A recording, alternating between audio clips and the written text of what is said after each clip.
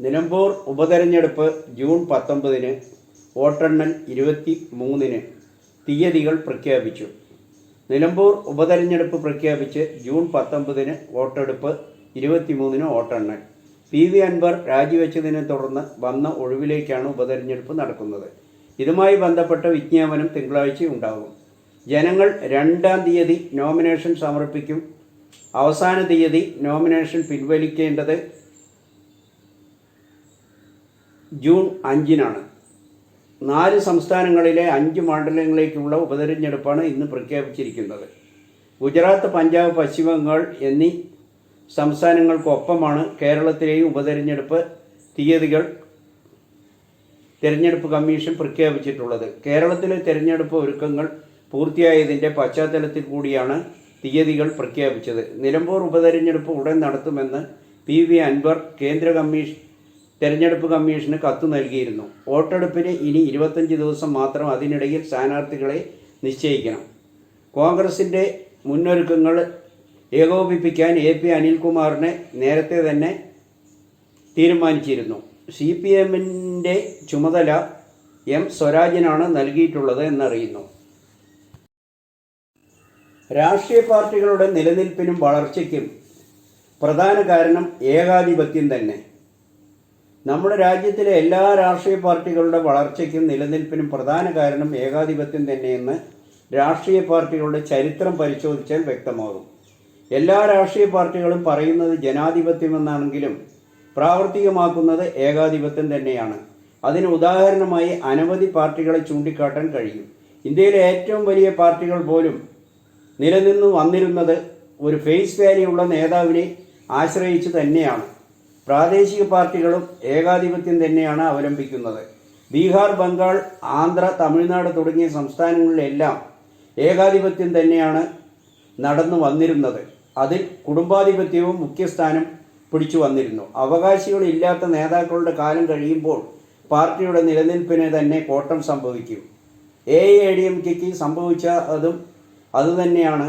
അതേസമയം DMKക്ക് അവകാശികൾ ഉള്ളതിനാൽ ഏകാധിപത്യം പിന്തുടർന്ന് നിലനിന്ന് വരികയുമാണ്. ഫേസ് വാല്യൂ ഉള്ള MGRും ജയലളിതയും അവരുടെ അഭാവത്തിൽ അവകാശികൾ ഇല്ലാത്തതിനാൽ കുത്തഴിഞ്ഞ നിലയിലേക്ക് പാർട്ടി നീങ്ങുന്നുവെന്നാണ് പറയുന്നത്. CPM പോലും നിലനിൽപ്പിന് ഏകാധിപത്യം സ്വീകരിക്കുന്ന നിലപാട് എപ്പോഴും ഉണ്ടായിട്ടുണ്ട്. കേരളത്തിലും അതുതന്നെയാണ് നടക്കുന്നതെന്ന് ചർച്ചയാവുന്നു. ലല്ലു പ്രസാദ്, നിതീഷ് കുമാർ, ശരത് പവാർ, NTR, MGR, കരുണാനിധി, മമതാ ബാനർജി, കോൺഗ്രസ് നേതാക്കൾ, ഇപ്പോൾ മോദി അടക്കം ഏകാധിപത്യം തന്നെയാണ് അവലംബിച്ചു വന്നിരുന്നത്. ബംഗാളിൽ ജ്യോതിബാസുവിനെയും അടക്കം ആ ലിസ്റ്റിൽ ഉൾപ്പെടുത്തണമെന്ന് രാഷ്ട്രീയ നിരീക്ഷകരും വിലയിരുത്തുന്നു. ഏറ്റവും വലിയ ജനാധിപത്യ പാർട്ടിയായ കോൺഗ്രസ് ആണെന്ന് പറയുന്നുണ്ടെങ്കിലും നെഹ്റുവിൻ്റെ കുടുംബത്തിലെ നേതാക്കളെ ആശ്രയിച്ചാണ് മുന്നോട്ട് പോയത് എന്നും കണക്കാക്കേണ്ടതാണ്. രാഷ്ട്രീയ പാർട്ടികളുടെ നേതാക്കൾ പറഞ്ഞ് വാദിച്ചു വരുന്നത് ജനാധിപത്യമാണെങ്കിലും നടപ്പിലാക്കി വരുന്നത് ഏകാധിപത്യം തന്നെയാണ്. മേൽക്കോയ്മയും അധികാരവും കൈവിട്ടു പോയി ജനാധിപത്യം സ്വീകരിച്ചാൽ പാർട്ടി ഛിന്നാഭിന്നമാകുമെന്ന് തന്നെയാണ് ചരിത്രം പറയുന്നത്. ചരക്കു കപ്പൽ അപകടം, കണ്ടെയ്നർ തുറക്കരുത്, ജാഗ്രതാ നിർദ്ദേശവുമായി ദുരിത നിവാരണ അതോറിറ്റി. കപ്പൽ ചരിഞ്ഞതിനെ തുടർന്ന് കടലിൽ പതിച്ച ഗ്യാസ് ഓയിൽ കണ്ടെയ്നറുകളിൽ നിന്ന് ചോർച്ചാ ഭീഷണിയുള്ളതിനാൽ കേരള തീരത്ത് ജാഗ്രതാ നിർദ്ദേശം നൽകി. ദുരന്ത നിവാരണ അതോറിറ്റിയാണ് നിർദ്ദേശം നൽകിയത്. മറൈൻ ഗ്യാസ് ഓയിൽ കണ്ടെയ്നറുകളുമായി വിഴിഞ്ഞം തുറമുഖത്ത് നിന്ന് കൊച്ചിയിലേക്കുള്ള യാത്രാമധ്യേ ചരക്കു കപ്പൽ മറിഞ്ഞു.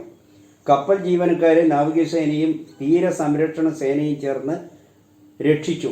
കപ്പൽ ചരിഞ്ഞതിനെ തുടർന്ന് കടലിൽ പതിച്ച ഗ്യാസ് ഓയിൽ കണ്ടെയ്നറുകളിൽ നിന്ന് ചോർച്ചാ ഭീഷണിയുള്ളതിനാൽ കേരള തീരത്ത് ജാഗ്രതാ നിർദ്ദേശം നൽകി വരികയാണ്.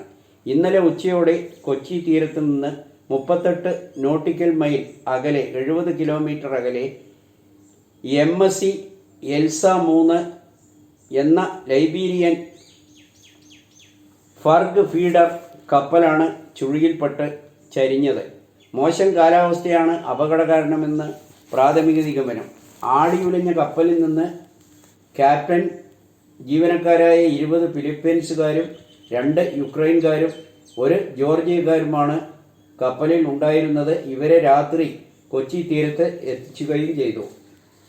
INS സഞ്ജീവനിയിൽ പ്രാഥമിക ചികിത്സ നൽകി തീരസംരക്ഷണ സേനയുടെ 2 കപ്പലുകളും നാവിക സേനാ വിമാനങ്ങളും അപകടത്തിൽപ്പെട്ട കപ്പൽ നിരീക്ഷിച്ചു വന്നുവെങ്കിലും ഇന്ന് കാലത്ത് കപ്പൽ പൂർണ്ണമായും മുങ്ങി. 3400 അധികം കണ്ടെയ്നറുകളുമായിട്ടാണ് കൊച്ചിയിലേക്ക് തിരിച്ചത്. ഇന്നലെ 4:30 മണിയോടെ കൊച്ചി തുറമുഖത്ത് എത്തേണ്ടതാണ്. ഉച്ചയ്ക്ക് 1:30-ക്കാണ് കപ്പൽ അപകടത്തിൽപ്പെട്ടത്. കപ്പലിൽ നിന്ന് കടലിൽ വീണത് 367.1 metric ton very low sulphur fuel oil, high density diesel എന്നിവയടങ്ങുന്ന കണ്ടെയ്നറുകളിലുള്ള ഇന്ധനത്തിൽ സൾഫർ സാന്നിധ്യം ഉൾപ്പെടെ ഉള്ളതിനാൽ കേരള തീരത്ത് ദുരിത നിവാരണ അതോറിറ്റി ജാഗ്രത നിർദ്ദേശം നൽകി കഴിഞ്ഞിരിക്കുകയാണ്. മത്സ്യത്തൊഴിലാളികളും വിനോദസഞ്ചാരികളടക്കം ജാഗ്രത പാലിക്കണം. തീരദേശത്ത് കാണുന്ന അജ്ഞാത വസ്തുക്കൾ എടുക്കുകയോ തുറക്കുകയോ ചെയ്യരുതെന്നും നിർദ്ദേശം നൽകി. എന്തെങ്കിലും കണ്ടാൽ പോലീസിനെയോ 112 നമ്പറിലേക്ക് വിളിക്കുകയോ ചെയ്യണമെന്നും നിർദ്ദേശം നൽകിയിട്ടുണ്ട്. കാലവർഷം കനത്ത നാശനഷ്ടം വിതച്ചു. കാലവർഷം കനത്തതോടെ കനത്ത നാശനഷ്ടം തുടരുന്നു.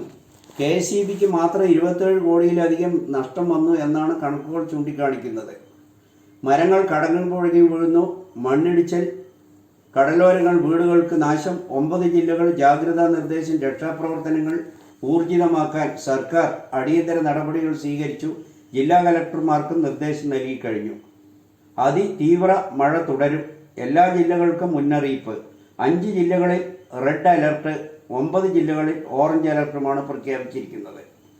കോഴിക്കോട്, വയനാട്, കണ്ണൂർ, കാസർഗോഡ്, മലപ്പുറം ജില്ലകളിലാണ് റെഡ് അലർട്ട്. തിരുവനന്തപുരം, കൊല്ലം, പത്തനംതിട്ട, ആലപ്പുഴ, കോട്ടയം, ഇടുക്കി, എറണാകുളം, തൃശൂർ, പാലക്കാട് ജില്ലകളിലാണ് ഓറഞ്ച് അലർട്ട് ഉള്ളത്. ഡൽഹിയിലും കനത്ത മഴ തുടരുകയാണ്. നിരവധി വിമാന സർവീസുകൾ റദ്ദാക്കി. തെരുവുകൾ വെള്ളത്തിനടിയിലായി. മരങ്ങൾ കടപുഴങ്ങി വീണു. പരസ്യ ബോർഡുകൾ തകർന്നുപോയി. മോത്തി ബാഗ്, മിൻറോ റോഡ്, ഡൽഹി വിമാനത്താവളങ്ങൾ, ടെർമിനൽ വെള്ളക്കെട്ടിൽ പെട്ടിരിക്കുകയാണ്. ചണ്ഡീഗഡ്, ബുജാർ എന്നിവിടങ്ങളിൽ ഹരിയാന വരെ ചില ഭാഗങ്ങളിലും വെള്ളത്തിനടിയിലായി എന്നാണ് റിപ്പോർട്ടുകൾ വരുന്നത്.